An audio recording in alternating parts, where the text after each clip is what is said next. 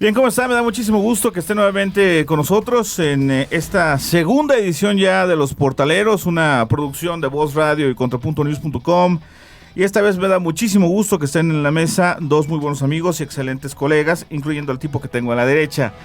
De este lado tengo a Alfonsinita No Quiero Tu Amistad Ávila, que es reportera del portal de noticias Zona Franca. ¿Cómo estás, Alfonsinita? Muchísimas gracias, Francisco Picón, amigo y colaborador de Portales. Estamos aquí, pues, tratando de analizar y revisar el tema de San Miguel de Allende, que es un tema muy álgido que pues se suscitó a lo largo de esta semana. Y que hay bastante que comentar con relación a esto. Y de este lado tenemos a Javier Bravo, también del portal de noticias Zona Franca. ¿Cómo estás, Javier? Un gusto, Paco, que estemos aquí, y digo, aunque no sea una invitación expresa, pero vamos, el estar de metiche. ¿Estás metido? Digo, gracias por el espacio. Bueno, pues por supuesto no lo teníamos incluido, pero llegó acá. No te creas. La verdad es que genial tener aquí la opinión de un especialista también en este tema. Y bueno, tenemos a Carlos García Balandrán de Noticias Quali. Así es. O Quali Noticias. Quali Noticias. Quali.com.mx, Paco, para que te puedas meter a esa página e informarte bien. Sí, no, claro, ahí tienen ustedes, van a aparecer por supuesto todas las direcciones de las páginas web en nuestro programa. Y bueno, pues vamos a entrarle de lleno a este asunto que por supuesto cimbró todos los aspectos de la sociedad en Guanajuato. Fue una nota nacional e incluso internacional, que es este asunto de 3 menores fallecidos durante un operativo policíaco en ampliación de Cieneguita, esto en el municipio de San Miguel de Allende. Y vamos a comenzar con ese boletín que a todo el mundo nos sorprendió durante la noche del domingo 15 de enero de este año. Y bueno, si me parece ser que tú, mi querido Javier, tienes el comunicado y para leer algunos puntos clave y si les parece comentamos algunos aspectos de ello. Y una puntualización, este comunicado se da prácticamente 40 horas después de que se suscitan los hechos. Esto fue el sábado a las 2 de la mañana. No hubo ninguna información, sí cierre de carretera durante la madrugada hasta las 4 o 5 de la mañana. No hay información. El domingo en la mañana surgen las versiones del fallecimiento de los 3 menores. No hay información al respecto. Se estaba insistiendo en la subprocuraduría de la región C, región D, que es la que le corresponde esta zona. No hubo información hasta prácticamente entre 7 y 8 de la noche. Se emite este comunicado donde impacta completamente a la opinión pública de San Miguel y después al gobierno, a todo el estado de Guanajuato. Lo que dice es: la Procuraduría General de Justicia y la Secretaría de Seguridad Pública del Estado informan sobre la intervención en un inmueble ubicado en la entrada de la comunidad de ampliación Cieneguita y la captura de un multihomicidio.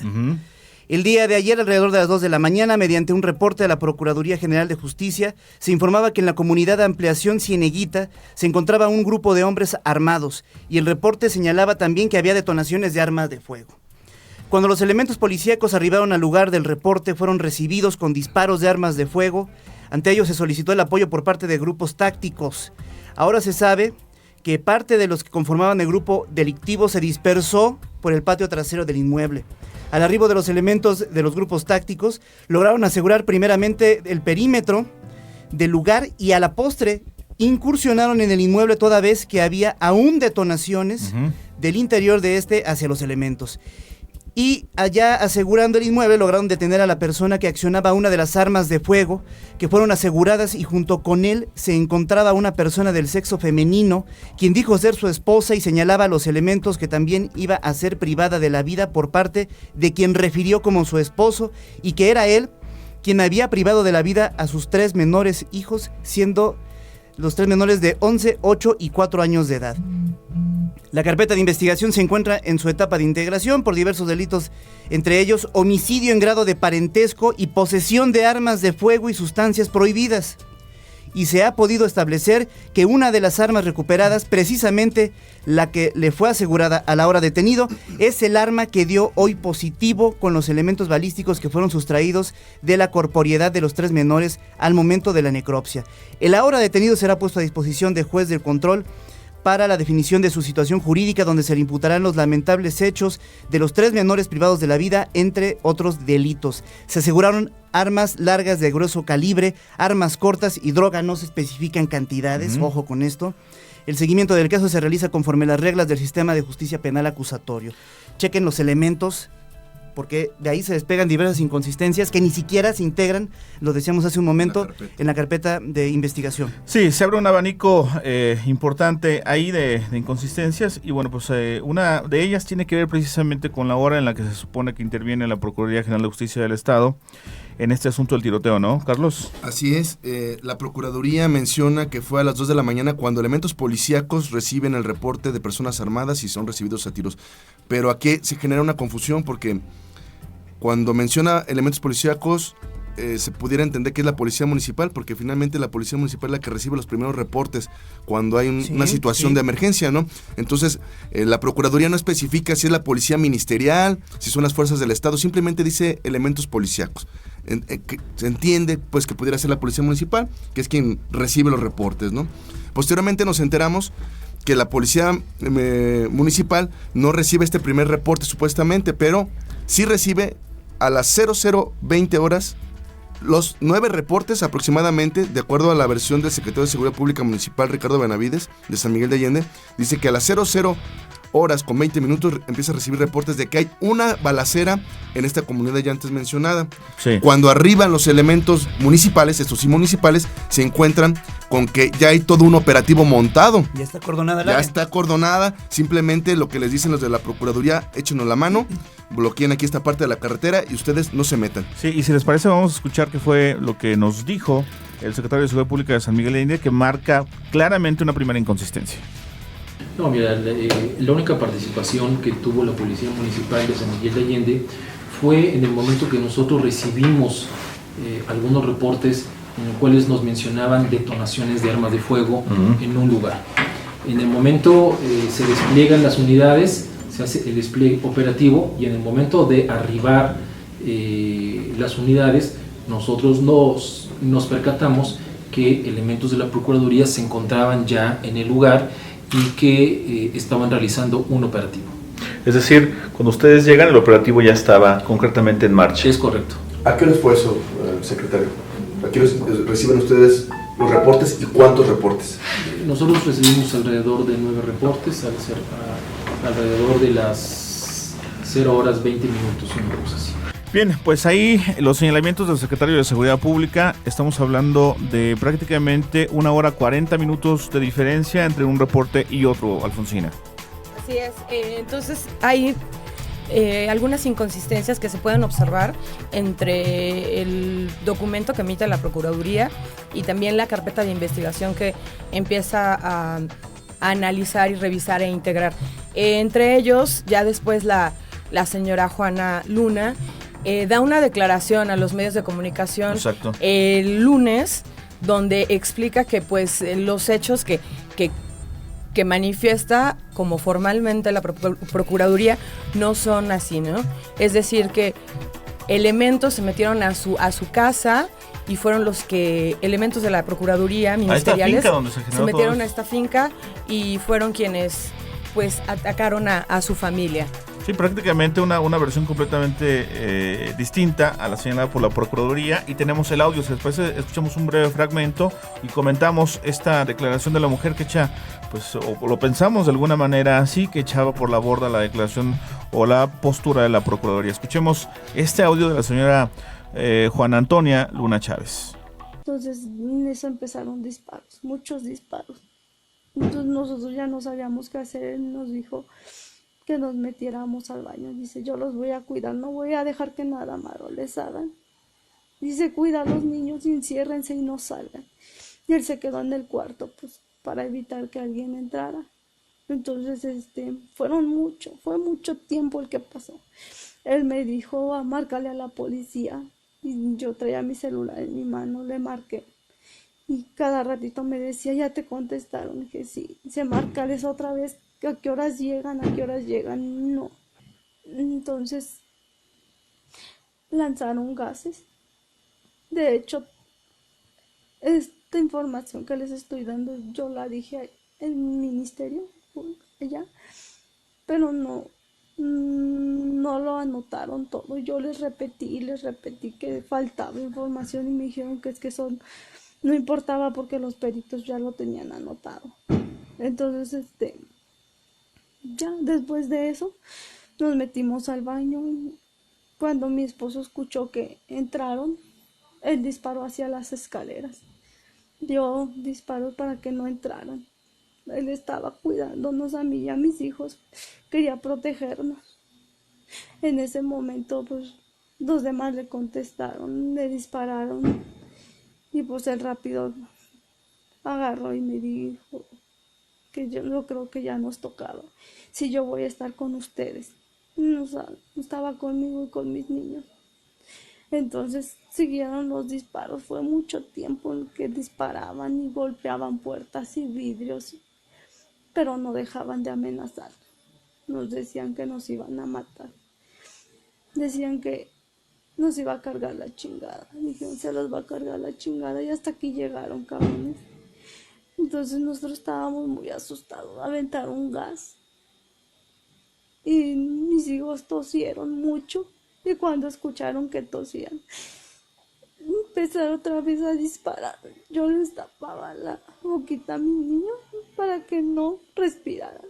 El más chiquito hasta se levantó y brincaba, que le calaba. Y yo le decía, hijo, nos van a escuchar. Y me dijo, ¿quiénes son los robachicos, mamá? Y dije, sí, mi esposo pues lo agarró, lo abrazó. Dijo que no tuviera miedo, que todos íbamos a estar ahí, que no nos iba a pasar nada. Sí, ya viene la policía. Y ya mis niños solamente estaban agachados. En eso, cuando ya entraron al cuarto, quebraron vidrios y dispararon. Dijeron, ya se los cargó la chingada, cabrones. Y ya en eso abrieron la puerta y ya nomás escuché que dijeron, volteen las camas, búsquenlos esos cabrones. En eso dijo, aquí hay otra puerta. Nosotros era donde estábamos, en el baño. Ya de ahí agarraron, le quitaron la pistola a mi esposo. Y yo cuando se la quitaron, yo vi cuando se la quitaron. Jalaron a mi esposo y le dijeron, entréganos esa arma. Y mi esposo se las dio. Y ya entonces a mí me jalaron y me voltearon. Ya no más cuando escuché disparos, pero yo no sabía de quién. Y mi esposo estaba volteado conmigo. En eso le dijeron, ten cabrón, agárrala. Y dice, deténla. Entonces mi esposo pues agarró la pistola. Y ya, él nomás se quedó así con la pistola. Bien, pues con esta declaración el tema se ponía color de hormiga, joven Javier. Sí, porque no solamente desmentía la acusación sobre su esposo, sino que describía el montaje de un delito. El montaje de cómo se le retiró el arma a su esposo, cómo su esposo trató realmente de defender a su familia, encerrándolos en el baño. Ella estaba marcando, lo que describe es, yo estaba marcando, estaba pidiendo auxilio. Él sale pensando, como no se identificaron debidamente, de acuerdo al testimonio de la señora, no sabían Exacto. que eran policías, no sabían que eran elementos tácticos, ni mucho menos. Carlos, ¿qué te parece la versión de la mujer? ¿Te parece coherente? ¿Que hay algunas grietas ahí en cuanto al timeline? Me parece coherente la versión que ella da, narra los hechos como ella los vivió, y también hay un dato interesante que dice que cuando la llevan al Ministerio Público a declarar, el Ministerio Público omite ciertas declaraciones que ella hace, que le hacen firmar documentos en blanco, que le dicen, usted no se preocupe aunque no venga esa versión porque los peritos ya la van a integrar. Ella menciona todas estas circunstancias, entonces esto genera pues que la opinión pública, la población de San Miguel de Allende, no crea en la versión oficial de la Procuraduría General de Justicia del Estado, y es cuando empieza la inconformidad social. Además, bueno, vemos, como comentaba Javier, el comunicado dice armas largas, armas cortas, droga. No especifica cantidades de droga hasta el momento, no nos han dicho qué cantidad de droga, qué tipo de droga, pero además estas partes no están en la carpeta de investigación. Después, cuando inicie ya el proceso de vinculación, de solicitud de vinculación, nos damos cuenta que no están ni las drogas, que no están ni las armas, y que por primera instancia solamente lo intentan vincular o lo acusan del asesinato de sus 3 hijos de 11, 8 y 4 años. Y después, conforme va pasando las audiencias, hay recesos, se van integrando nuevos delitos. Sí, las inconsistencias eran más claras con el paso de las horas. Y uno de estos aspectos tomó relevancia durante la entrevista que hicimos al primer abogado contratado por José Cipriano, que es no recuerdo exactamente el nombre en estos momentos, pero es José Cipriano Sánchez Zavala. Sánchez Zavala, quien es el dueño de la finca donde ocurrió el tema y que habría contratado al abogado José Luis Vargas. Nosotros tuvimos la oportunidad de platicar con él, de entrevistarlo, y ahí soltó el tema relacionado a la posibilidad de que pues, Toño haya sido torturado. Si les parece, escuchamos la versión del primer abogado y regresamos para comentar algunas aristas que también dio a conocer en esta entrevista. Pedimos precisamente a la juez que diera vista a quien correspondiera, porque es necesario que se erradique la tortura, pero nosotros se lo comentamos, eso es tortura. Claro, Lo torturaron. ¿Lo obligaron a que confesara algo que no cometió? La ley no permite y no lo iban a hacer. Si lo obligaron, no lo plasmaron en la carpeta. Bien, esa fue la versión del abogado, en la que menciona que en efecto en la carpeta de investigación no se encuentra el asunto de las drogas, el tema de las armas tampoco, pero pone sobre la mesa la posibilidad de tortura. Una tortura que era fundamental integrar en la primera audiencia para definir la legal detención de Antonio Luna. Exacto. Y el abogado defensor no la colocó por estrategia. Yo tendría un paréntesis nada más antes de que ustedes comenten este punto sobre el abogado. El abogado José Luis Vargas Ramírez no tiene un historial como litigante en asuntos penales, únicamente mercantiles, y la gran cantidad son cobranzas. Yo no entendería cómo un dueño de una finca que aprecia tanto a su empleado, Antonio Luna, contrata a alguien sin experiencia, sin oficio y sin herramientas jurídicas en la mano para poder defender a quien se supone van a defender. Todo lo que informó el abogado en esa declaración, sí, me parece que es real, pero ningún abogado que se respete lo ventila a los medios de comunicación y lo omite en la carpeta. Que yo sepa es al revés. Claro. No lo difundes, lo integras en la carpeta como elementos de defensa. Y eso no lo hizo José Luis Vargas Ramírez. Tuvimos por ahí la oportunidad, nuestro compañero de Zona Franca, Roberto Gutiérrez, a quien tuvimos la oportunidad de estar platicando con él durante la semana, platicó con la familia. El abogado tuvo incluso la caradura de amenazarlos de que si entraba otro abogado defensor, él abandonaba el caso y se los dejaba tumbado. Esto evidentemente en el momento en el que toma el cariz que toma el caso, pues la familia evidentemente estaba muy atemorizada porque prácticamente no tenían una defensa. Y ni siquiera la de derechos humanos, que también ya sería otro tema a analizar. Un discurso contrario al que había vertido en la entrevista, ¿no, Carlos? Sí, y además también da otro dato interesante, que bueno, que es lamentable que, como dice Javier, que no lo haya integrado a la carpeta de investigación, ¿no? y a la defensa de Juan.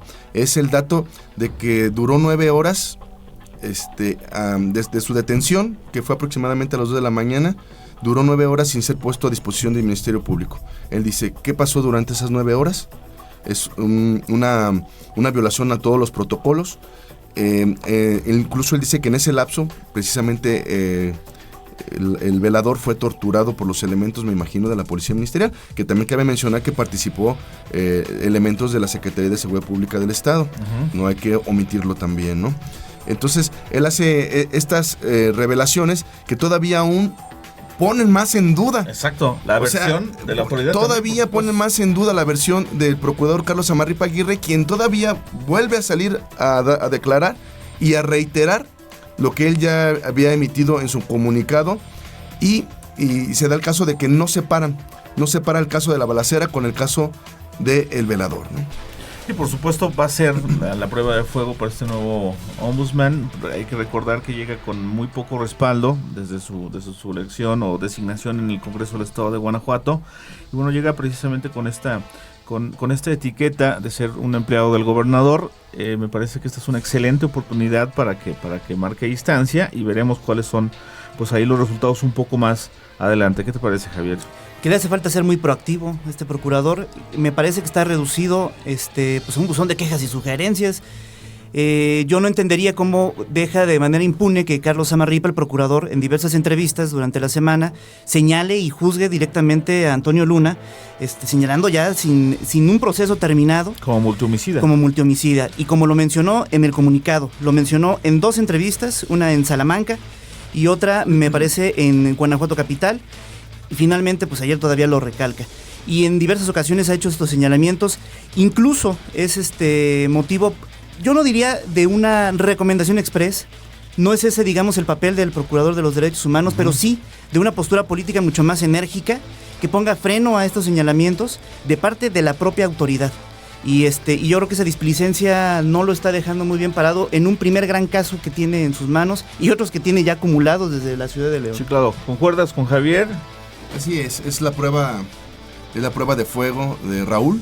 Definitivamente no es un caso fácil. Otro de los aspectos que comenzaban a darse en torno a este asunto, pues eran las manifestaciones, la inconformidad por parte de los familiares primero, los conocidos, y después englobó a una muy buena parte de la ciudad de San Miguel de Allende. Y si les parece, tenemos las imágenes, tenemos los rostros y tenemos las voces que acudieron esa noche a la plaza principal de San Miguel de Allende a manifestar su inconformidad y a pedir justicia ante toda esta ola de inconsistencias que se habían generado en el caso. Si les parece, vemos y escuchamos esto y lo comentamos.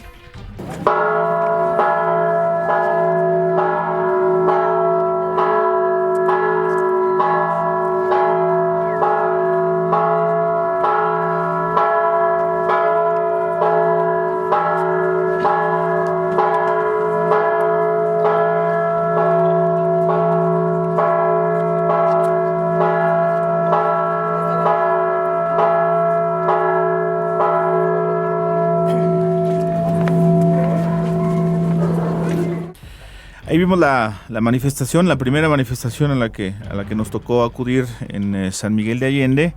Y bueno, pues esto ya estaba dibujando pues la inconformidad que tenía la gente de las cosas en cómo se estaba llevando a cabo primero la investigación y después vendrían incluso inconsistencias en el desarrollo de la audiencia, ¿no? Así es, Paco.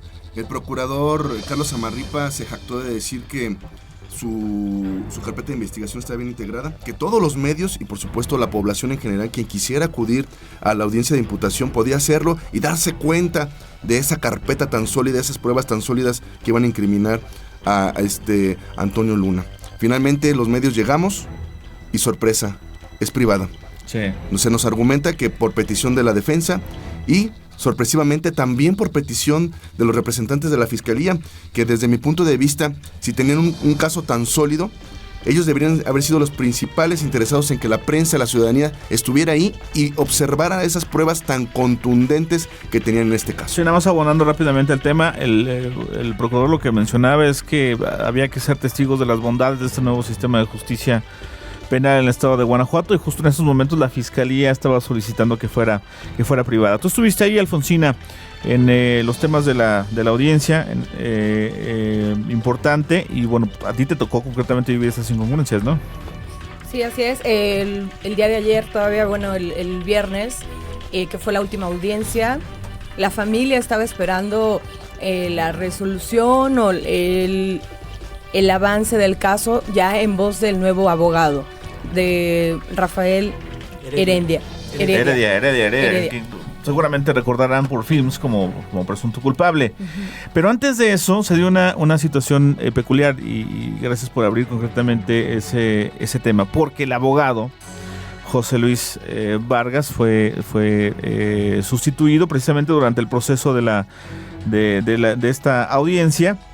Pero hubo intervención ahí por parte de algunos de los ediles, de una regidora, concretamente del Partido Acción Nacional, en el Ayuntamiento de San Miguel de Allende, incluyendo al propio alcalde Ricardo Villarreal, quien se había reunido con los familiares para ver la posibilidad, pues, de que si requerían ayuda con el abogado, incluso el propio municipio podría pagarlo. Es aquí donde se abre esta posibilidad y en donde comienza a vertirse el hecho de que habría un nuevo abogado encargándose del tema, y ese nuevo abogado resultó ser todo un boom. Sí, vamos, es una celebridad entre los penalistas del Distrito Federal. Un abogado que se caracteriza precisamente por adquirir estos casos, incluso tener sobre todo el oficio en asuntos penales, precisamente en defender a acusados que tienen una reputación, que tienen un antecedente limpio y que tienen toda la pinta de ser chivos expiatorios. Entonces, yo creo que este caso, pues ahí finalmente le cae. Está la especulación sobre si realmente es el municipio quien está patrocinando los servicios del abogado. Creo que esa parte es la que en este momento me parece no es tan importante, Sí. porque finalmente se trata de profesionalizar la defensa que tiene Antonio, que mucho le hacía falta. Yo insistiría en los estragos que dejó en la carpeta el abogado anterior, estragos que yo en lo personal pienso están premeditados, están acordados y están sustancialmente ligados a los intereses de la Procuraduría. Sí, ahora mucha gente diría, bueno, no es tan claro el hecho de que un gobierno municipal emanado del PAN ponga un abogado pagado obviamente por el propio municipio para enfrentar a un gobierno estatal emanado del mismo partido político. ¿Qué piensas con relación a esta postura que también algunos actores la han puesto sobre la mesa? Finalmente, como dice Javier, no se ha definido o no se ha ventilado efectivamente quién está pagando los servicios de este abogado, quién lo contactó, porque no solamente es pagarlos, quién dijo, tiene que ser Rafael quien venga a defender a Antonio. Todo sale a raíz de la declaración de esta regidora de Acción Nacional, quien dice que pues se ha puesto a disposición de los familiares todo el apoyo del municipio y que incluso pues esto podría incluir, lo dice así, podría incluir los pagos de los honorarios de los abogados. Pero finalmente, bueno, Rafael es quien está.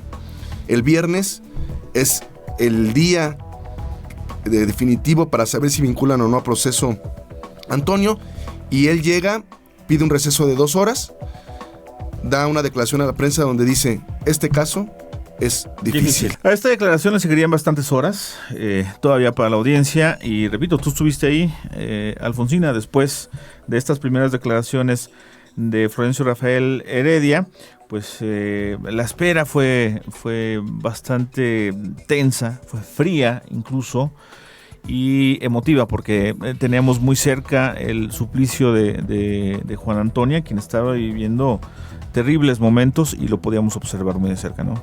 Sí, fue cuando el abogado Rafael, a aquello de las 3:30 de la tarde, salió y pidieron un nuevo receso, y pues comentó a los miembros de la prensa, incluyéndonos nosotros, que hoy, bueno, que ese día iban a dictaminar ya, iban a vincular no o a proceso, exactamente. Sí, claro. Entonces es ahí cuando pasa un momento muy difícil.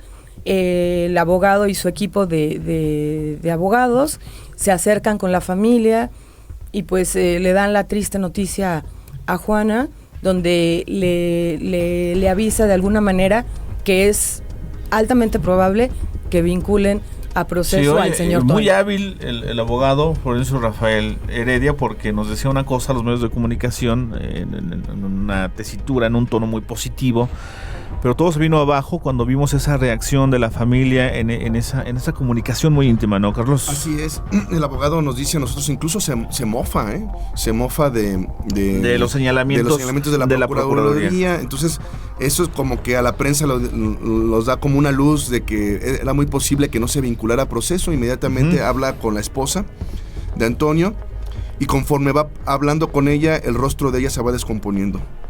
De por sí ya estaba triste, estaba abatida, lo pudimos ver desde que llegamos, desde las 8 de la mañana que ella estaba ahí, sentada, con las manos en el rostro, no se hallaba, paraba de un lugar a otro, y eso te daba idea de la tensión. Así es. De lo fuerte que está viviendo, ¿no? Pero el momento, el clímax de esta plática es cuando ella suelta el llanto. Con el abogado. Con el abogado, está platicando con el abogado, suelta el llanto, cubre su rostro con sus manos, es abrazada por alguno de sus familiares para darle un poco de consuelo, y es cuando nosotros nos percatamos que definitivamente las posibilidades de que fuera vinculado al proceso eran prácticamente del 100%. Sí. Se llegó el reloj a las 6 de la tarde aproximadamente, y sueltan un tuit polémico desde la Procuraduría General de Justicia del Estado de Guanajuato. ¿Lo capturaste muy bien tú, Alfonsina? Alfonsina. Sí, fue alrededor de las 6 de la tarde cuando todavía se seguía el juicio y la Procuraduría ya había emitido una postura del caso que se tenía al interior todavía, ¿no? Donde se vinculaba al señor Toño. Una determinación anticipada, no terminaba la audiencia. Sobre todo que fue retuiteada por el propio procurador, ¿no? Esto no sé si rompe los protocolos del debido proceso hacia una persona que todavía está siendo juzgada, ¿no? Sí, no, por supuesto. Además con faltas de ortografía que generó la mofa también en redes sociales. No vamos a mencionar algunos de los textos que pudimos leer, incluso los reporteros que estábamos en el desarrollo de la audiencia, pero era importante porque hicimos el señalamiento con la gente del propio Poder Judicial para ver o verificar si esto pues no entorpecía el debido proceso, ya que la audiencia no había concluido y ya se había informado de los resultados de esta, a pesar de que había sido privada. Así es. La audiencia terminó alrededor de las 6:55 de la noche. Exacto, del viernes. 6:50 y tantos, casi las 7 de la noche. Se abren las puertas, salen los representantes de la fiscalía, atrás de ellos sale el abogado Rafael, y posteriormente pues ya se sabía que había sido vinculado a proceso. Uh-huh. El abogado da unas declaraciones que ponen también en duda ciertas cosas. Vamos a hacer énfasis, de hecho, en esta parte de la declaración. Vamos a verla y enseguida regresamos para comentarla, porque me parece que es un punto muy clave, importante, crucial. Y estamos ante un gravísimo problema de miedo, de terror. ¿De quién? ¿De Antonio? De Antonio, de la esposa, de los niños. ¿Reportaron? O sea, son hechos muy... No, el hecho de estar en una balacera durante 2 horas es muy, muy desagradable y pueden pasar muchas cosas. Ahí las declaraciones y el tono del abogado defensor, Carlos. Así es. Fíjate que, bueno, antes de entrar de lleno a esta declaración voy a hacer un paréntesis, porque a él se le cuestionó qué elementos había dado la Procuraduría de Justicia que dieron pie a que la juez vinculara a proceso a Toño. No se quiso meter en ese terreno. No quiso decir qué fue lo que presentó la Procuraduría que fue tan contundente para que fuera vinculado a proceso y iniciara ya formalmente un juicio acusado de homicidio de sus 3 hijos. Después de esta declaración que nos da a entender, bueno, desde mi punto de vista, creo que él deja entrever que existe la posibilidad de que Toño efectivamente pudo haber matado a sus hijos derivado de este estrés que se vivió durante 2 horas. Dice, pues, es que son 2 horas de terror, de pánico en medio de fuego cruzado.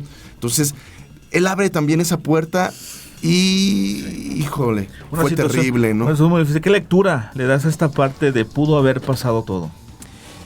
Yo tengo otra percepción. Me parece que Rafael Heredia se ha caracterizado por ser un litigante, revisando incluso su proceder en diferentes casos, incluso concretamente de Antonio Zárate, que es el que referías en el documental Presunto Culpable. Exacto. Ahí lo podemos observar de manera muy detenida.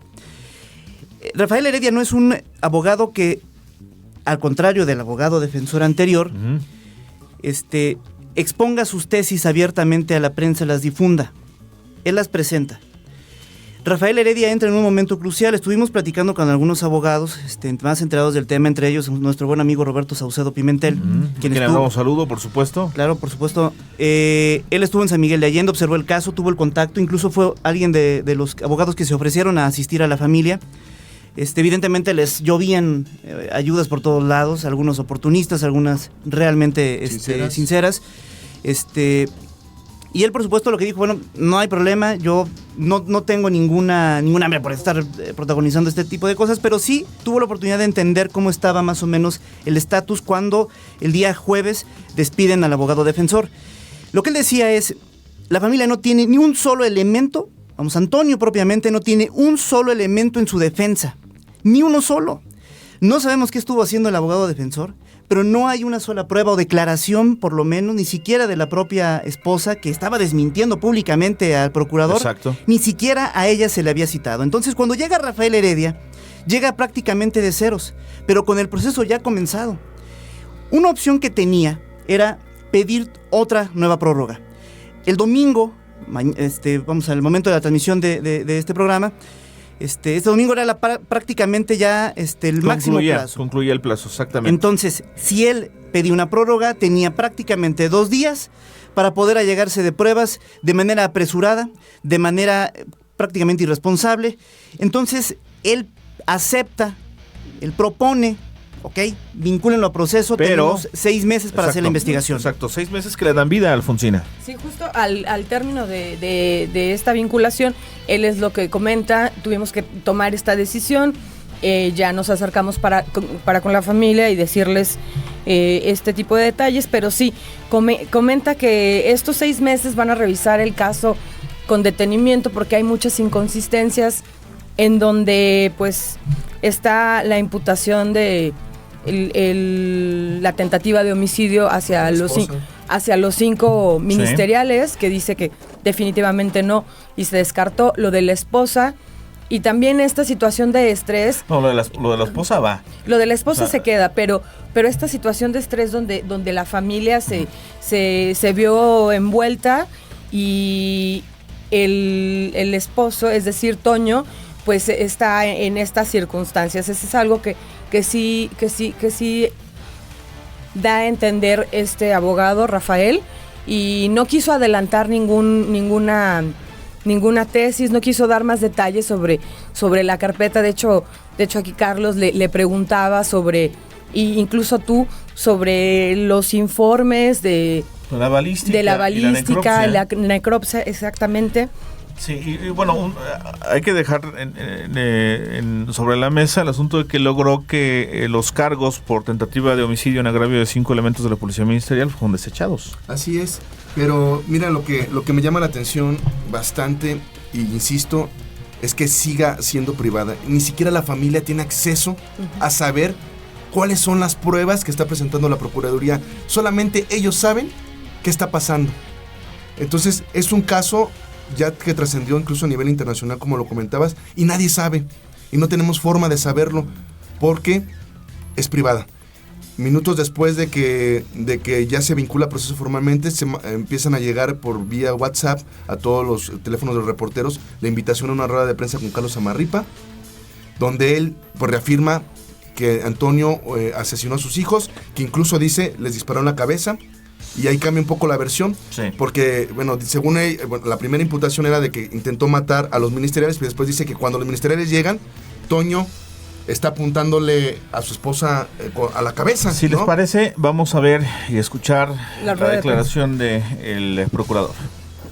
Cada uno de los menores presentó solamente un solo impacto de arma de fuego, uno solo. Esto está perfectamente acreditado dentro de la carpeta de investigación. Quiero reiterar, uno solo, cada uno de ellos. Y cada uno de ellos fue presente con la misma arma. Los tres menores, este solo impacto lo presentaron en el cráneo.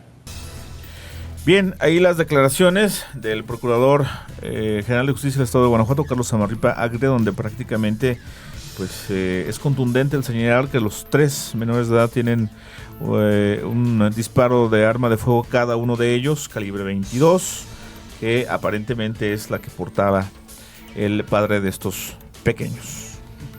Le van agregando cosas, y eso es lo que a mí me despierta más suspicacia, el hecho de que el procurador cada encuentro con los medios le agregue un elemento más, lo esté desmenuzando. Claro. ¿Dónde quedaron los cargos que en el boletín oficial decían se le está ligando al el triple homicidio de sus hijos, posesión de armas y droga? Eso no entra en la carpeta, esos delitos están. Y por primera vez, después de una semana, explica, aclara, define que son hechos paralelos, que uno es el hecho de los disparos que detonó Antonio, y otro el operativo. Eso es fundamental. Que yo diría, en este tema. Y se los pongo así, es un operativo 100% fracasado. No detiene a ningún grupo armado, pero sí se encuentran 3 niños muertos. ¿Cuál es el argumento? Que la zona tenía 3 entradas y salidas y era muy difícil cacharlos. Por Dios, o sea, estás hablando de una zona acordonada, por supuesto. Tienes toda la carne en el asador. Pero además, Paco, fueron prácticamente 4 horas de enfrentamiento.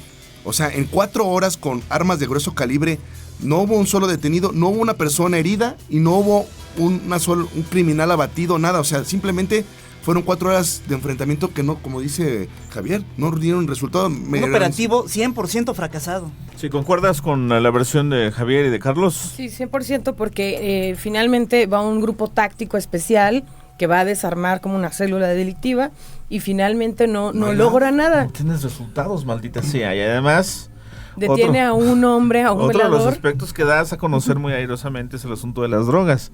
6 días después, damas y caballeros, cuando justamente estamos comentando este tema 6 o 7 días, no tenemos un maldito dictamen por parte de los laboratorios para que nos determinen el tipo de droga y los pesos específicos. Así es, incluso fíjate, cuando mandaron el comunicado, pedí al área de comunicación social que si me podía hacer favor, como lo hacen otros boletines, de mandarnos las fotos de las armas, de mandarnos las fotos de las drogas. Siempre lo presumen. Siempre las mandan. Casualmente, esos boletines, cuando hay aseguramiento de drogas, de armas, mandan sus fotos. Todavía es fecha de que no me responden y, por supuesto, no han difundido esas imágenes. Sí. Bueno, varias inconsistencias todavía con relación a este tema. ¿Falta algo por señalar? Yo creo que sí. Hay una conexión entre la Procuraduría de los Derechos Humanos, hablábamos de ello. Nosotros logramos saber que el día martes, de una manera muy inoportuna, me parece a mí, digo, si ese es el caso, se reúnen a puerta cerrada el gobernador Miguel Márquez y Raúl Montero de Alba. El día martes en la noche. El procurador. Una Exacto. reunión completamente privada, oculta diría yo, en la noche precisamente en Palacio de Gobierno. Estaba presente incluso Juana de la Cruz Martínez, importante asesora del gobierno estatal, que en algún momento con Juan Manuel Oliva fue coordinadora general de comunicación social. Y resulta que ayer en la conferencia de prensa, Carlos Amarripa revela que Antonio Luna ha intentado atentar contra su integridad. Y que no solamente con los agentes del Ministerio Público, sino enfrente de los investigadores de la Procuraduría de los Derechos Humanos. Sí, que se ha lesionado hasta con su pluma con la que le dan para firmar los documentos. Vamos, tiene información privilegiada de la Procuraduría de los Derechos Humanos. ¿Cuándo la Procuraduría de los Derechos Humanos va a difundir algo así? Digo, porque con nosotros no ha sido muy abierta, que digamos, porque hemos pedido, por ejemplo, el dictamen de lesiones de Antonio Luna, y obviamente no tenemos información. Digo, no, se supone que debe haber una separación de poderes en ese sentido, y pues van muy de la mano, ¿no? Así es, pero otro aspecto también que me gustaría resaltar, Paco, insisto, es que a mí me hubiera gustado estar en la audiencia y ver las pruebas físicamente que presentaba. No escucharlo de Carlos Amarripa como una declaración, porque finalmente es eso, una declaración, y dándole el beneficio de la duda. Supongamos que tengan razón, supongamos que Toño mató a sus hijos. Todos los elementos que han dado a conocer echan abajo, ensucian todo el esto, la ¿no? vinculación. Así es, y además pues es una procuraduría, como decía al principio, que carece de credibilidad. Se han ganado a pulso que la gente no cree en ellos. Claro, y pese a ello, vamos a entrar al terreno de lo político. El gobernador Miguel Márquez hizo una declaración en el sentido de que tuvo un peso específico respaldando prácticamente a ciegas todo lo que hasta el momento le ha mencionado y le ha puesto sobre la mesa el procurador. Vamos a escuchar las palabras del gobernador y regresamos para los posicionamientos políticos en torno a este asunto. Yo confío en la autoridad, ¿sí?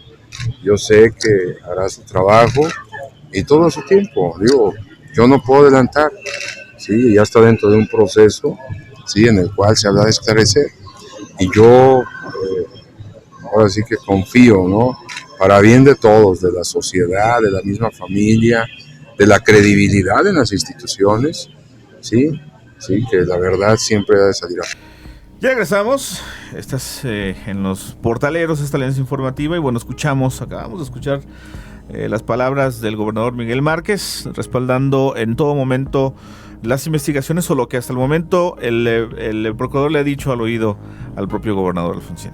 Sí, ha sido un caso muy turbio, ha dado muchos giros y se ha caracterizado por no tener absoluta transparencia, ¿no? Y en este caso el gobernador lo único que hace es darle todo su respaldo y confianza al procurador. Pese a toda la bola de inconsistencias que tenías, y estar persiguiéndote, por supuesto, en los señalamientos y los cuestionamientos de la prensa. Y a pesar de las manifestaciones sociales y el clamor de los sanmiguelenses, porque incluso la comunidad norteamericana se sumó a este caso, pues que es un caso muy lamentable, ¿no? Donde una familia pues se ve vulnerada y parecería que cae todo el peso del Estado contra la ciudadanía, ¿no? Y en torno a esto abren un abanico importante los partidos políticos, diferentes actores, en el sentido de la posibilidad de que haya una investigación, una revisión de este caso por parte de algún organismo externo. La petición es contundente, pero ha sido política y eso es lo que no deja de cuadrar y de hecho no esperamos mucho de los partidos políticos en ese sentido. Los pronunciamientos han versado sobre la necesidad de que intervenga la CNDH. Yo tuve la oportunidad de platicar con la gente de prensa de CNDH, no hay ninguna solicitud formal, están completamente fuera del caso en la CNDH. Se ha hablado también de un peritaje externo. El PRD, Morena lo han solicitado, pero realmente no hay una consistencia de los dichos a los hechos. Es más bien un asunto en el que se ha buscado presionar al gobierno estatal de alguna manera, subirse al tema. No sé si de manera oportunista, porque creo que la coyuntura lo amerita, pero sí falta mucho tener la consistencia de llegar y realmente hacer llegar una solicitud formal a la Comisión Nacional de Derechos Humanos. El Congreso local tiene una comisión permanente que perfectamente podría sesionar, subir el tema y emitir un exhorto. No hay nada. Prácticamente están preocupados por ahí. Héctor Jaime Ramírez Barba, más preocupado por entrar al Consejo Nacional por invitación del CEN, que por entrarle de manera activa al tema. Juan José Álvarez Brunuel, diputado del distrito de San Miguel, emitió un comunicado ayer, prácticamente a destiempo, lo estuvimos buscando desde el lunes, no hubo oportunidad. Le entran tarde y mal al tema. A mí como sanmiguelense, no como alcalde, me da vergüenza que haya gente que se aproveche de estas circunstancias para querer desestabilizar el municipio. Y se lo digo con mucho cariño. Dios va a castigar a las personas que están utilizando el dolor ajeno con fines políticos. Eso no tiene vergüenza, no tiene madre, no tiene madre. No tiene madre. Pues desafortunada la declaración por parte del alcalde Villarreal de decir que el PRD, de decir que el PT, de decir que el Verde y que el PRI están atrás de estas manifestaciones y sobre todo señalar pues que un servidor también está atrás de estas manifestaciones. Eso es lamentable porque yo he tratado de mantenerme alejado, darle espacio a esta nueva administración durante un año. Bien, conclusiones, Alfonsina, con relación a este tema. Me parece que le hemos dado un peinado importante a todo lo ocurrido durante estos días, que ha sido intenso y que, bueno, lo hemos vivido muy, muy de cerca. ¿Cuáles son tus conclusiones con relación a este asunto? Tu lectura, ¿cómo queda el Estado? ¿Cómo quedan los organismos, las instituciones? El Estado en general queda muy mal parado, tanto la Procuraduría de los Derechos Humanos como la Procuraduría de Justicia. La sociedad sanmiguelense pues reclama justicia, reclama conocer la verdad sobre el caso y que se le informe a la familia qué pasó con los pequeños y sobre todo qué va a pasar con el estado legal de Toño, ¿no? Ese es lo que va, lo que parece. Lo que sí va a seguir y se puede notar son las manifestaciones. La sociedad sanmiguelense está muy inconforme, no está muy contenta por este actuar. Entonces seguramente veremos más manifestaciones a lo largo de la próxima semana.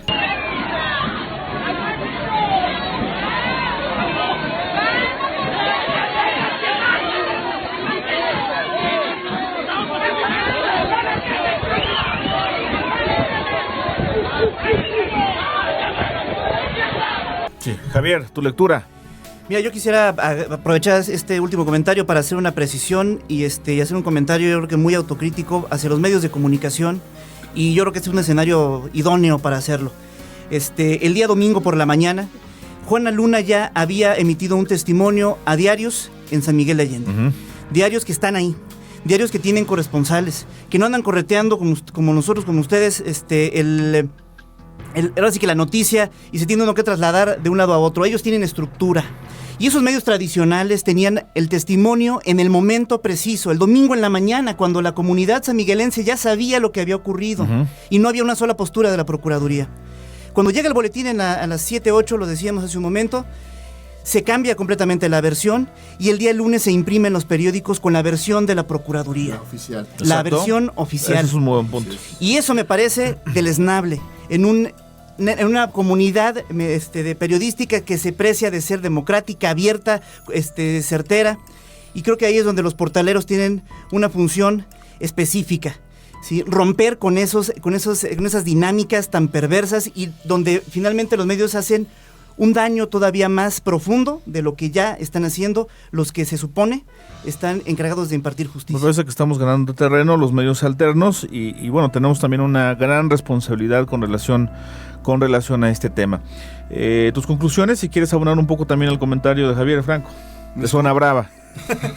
Mis conclusiones, Paco, es que realmente cuando termine este juicio, se ha liberado o se ha sentenciado a Antonio, realmente no vamos a saber realmente la verdad, porque es privada, solamente ellos van a saber qué se va a desarrollar ahí. Es una lástima que presuman tanto este nuevo sistema de oralidad, cuando realmente los temas que importan a la sociedad, en general, no solamente de San Miguel de Guanajuato, sino de México, porque todo México está puesto sus ojos en este tema, no podemos saber qué pasa.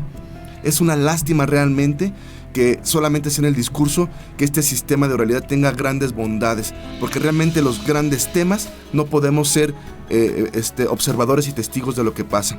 Segunda, sea o no sea culpable Antonio, la Procuraduría está desprestigiada, no tiene credibilidad y suponiendo que tuviera la razón, la gente no le cree y no le va a creer.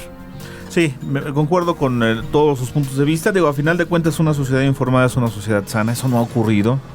Eso me parece que tiene que estar sobre la mesa, que debe ser prioritario, no se ha cumplido, el asunto está viciado desde origen, hay que esperar esta vinculación de los 6 meses. Nosotros, los portaleros, en las diferentes direcciones de portales, por supuesto, estaremos muy pendientes de este tema. Por lo pronto me parece que esto pone en juego y en jaque todo el discurso del nuevo sistema de justicia en el estado de Guanajuato también, el tema de las instituciones, cómo reaccione, cómo actúe y cómo concluye este tema de la Procuraduría de los Derechos Humanos del Estado de Guanajuato en esta nueva etapa. Me parece que es fundamental para poner sobre la mesa todos estos enjuagues que se realicen desde el partido en el poder y que obviamente lo único que hacen es afectar al ciudadano en temas tan contundentes e importantes como estos. Así que pues me parece que le hemos dado una revisión completa. Les agradezco mucho, jóvenes portaleros, y así concluimos con la segunda exitosa edición de esta producción entre Voz Radio y Contrapuntonews.com. Despídanse, chavos, por favor. Muchas gracias. Pueden hacerlo los dos al mismo tiempo, al final de cuentas trabajan en el mismo portal. Gracias. Muchas gracias, Paco. Carlos. Pues nos vemos en la próxima y seguramente habrá más que hablar de este tema. Bien, saludos portaleros. Bye.